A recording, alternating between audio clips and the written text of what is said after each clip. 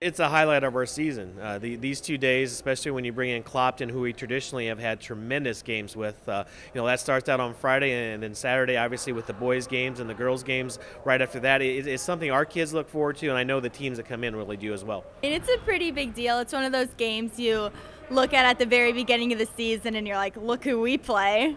It is precisely because of who they play and who they are that the Lady Raiders are the unquestioned marquee draw of the Superfan shootout, and why seats will be incredibly hard to come by long after the best boys teams have packed it in. And the appeal of the Q&D Rolling Meadows pairing is twofold. On pedigree, it matches up the defending Class 3A champs against last year's Class 4A runners-up, with both teams currently ranked third in their respective classes this season. But more than that, there's already proven entertainment value to be found, as last year's version of this very game may have been as good a display of up-tempo girls basketball as you will ever see. Rolling Meadows is just a loaded team, 4 Division I players. I honestly don't see another game living up to that game. That was just an incredible game for everybody out on the court. It was so much fun to be out there, to be playing. Just the atmosphere of the pit that night was just incredible. I think it was just a tremendous game, back and forth. There was no give up in both teams. Both teams brought their A game, and from the tip off to the end of overtime, both teams had left it all on the floor, and that's what you want.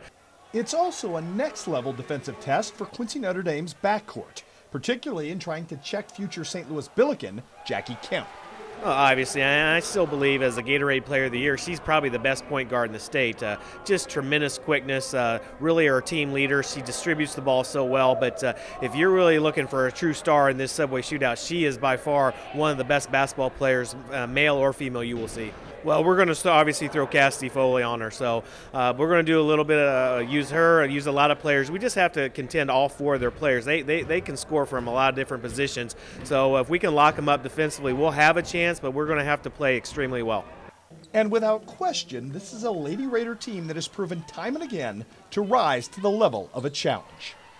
I mean, it's just so much fun to be able to go out and play those big games. Coach Ord, always pushes us, and he wants a demanding schedule. And I think that's what makes a good team. Not one person on this team is a selfish player, and I think that's something that we really have going for us. So we're just going to play our game and try to get the read off of their offense again, and just play that unselfish, quick tempo game that we like to play.